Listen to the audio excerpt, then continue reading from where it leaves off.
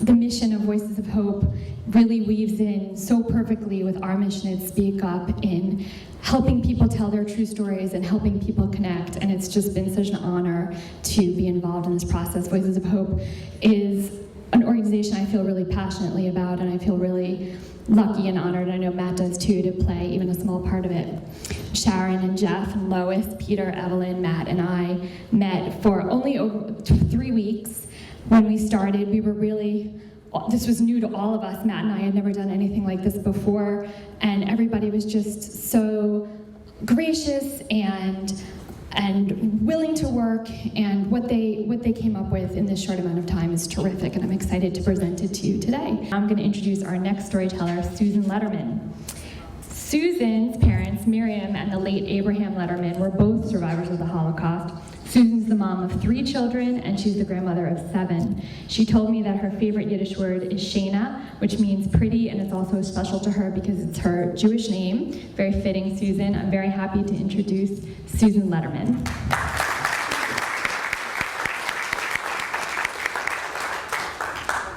Before I start my speech, my mother's in the back, and this is really special because I'm not sure she can totally hear me, but... Well, I'm going to lift the mic up Okay. a little bit because it's a little low. Ready? All right. And she is first generation. All right. All right, good. I wonder, and I wonder, what would I have been like if I stayed in Germany with my German accent? I was born in a displaced persons camp in Frankfurt am Main, Germany. And my mother almost lost her life when she delivered me, not full term. We heard that my Uncle Sal was the only one alive in New Haven, Connecticut. We were given 2 choices. We could either go to Omaha, Nebraska, or Hartford, Connecticut. Not knowing geography, even though my mother knew 8 languages, she asked someone, should I go to Hartford, Connecticut, or Omaha? They said, go to Hartford, it's very close to New Haven. So we came to the United States of America. And it was just wonderful when my Uncle Sal saw my mother, because he was not in concentration camps, he was in the forest. And I remember living on Garden Street in Hartford and then Westland Street in Hartford. And he would always give me a little beer to satisfy my American taste. And I went next door with my sister. She was born in 1949, and she was blonde and blue eyes, and my father was so happy because it reminded him of his sister. So we went next door on 175 Westland Street, and a Jewish man said to my sister and I, "You greenhorn children, get off of my property." I would then think I was definitely going to get horns on my head.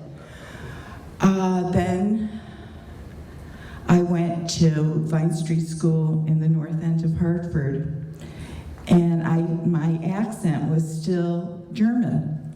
So my mother took me for elocution lessons so that I would become very American, Susan Lederman.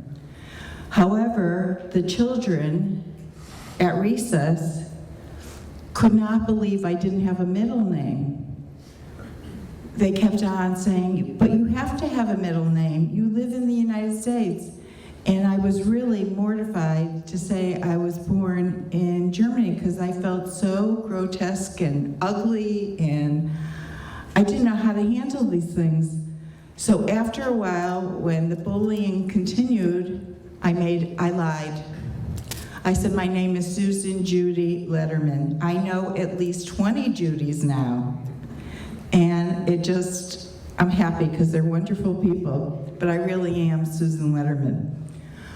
There was so much talk, not by my parents, parents, but by other people about what happened in the Holocaust, that I sometimes had to pinch myself to make sure that I was real. I was so bullied and not accepted in the United States that it was really, really hard for me. I showed no emotion. I couldn't be happy. I couldn't be sad. I was so afraid to celebrate a birthday because to think of what these people went through in the Holocaust, I just couldn't do it. Then, that was the drama of being a child. But then, when my sister was 9 years old, she was diagnosed with a very rare cancer, and I was 13. 12. She died when she was 13. And I said, here my parents went through such a horrific Holocaust, the two of them. How could this happen to them again? It just doesn't seem fair. And you wonder and wonder why these things happen. But you move forward.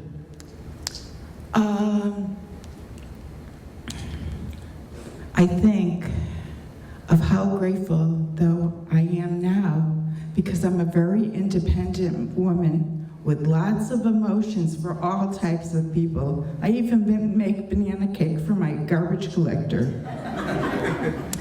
And he thinks I'm really special. It's good to feel special after all these years of not being accepted, especially as a Jew. I hid my Jewish identity when my great aunts gave me a Jewish star and they had the numbers on their hands. I just didn't want to be Jewish.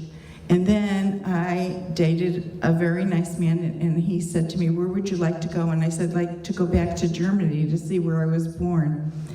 And I shuddered. I wanted to get out of Germany right away. I was there one night, and the DP camp now is a Jaguar dealership. I'm waiting for the Jaguar to come. I like humor. I love all kinds of people. I just wish the world was better. And my father, who was a mensch, it's on his tombstone on Tower Avenue, it says mensch. He always said to me, Susan, let people like you for Susan, not what you have, and live life to its fullest, and the sun will shine on you again. I thank you all.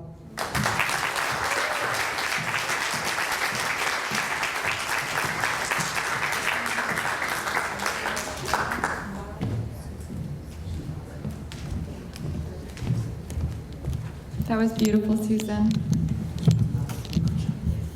I love that line of your dad's, the sun will shine on you again. It's so lovely. Thank you for sharing that.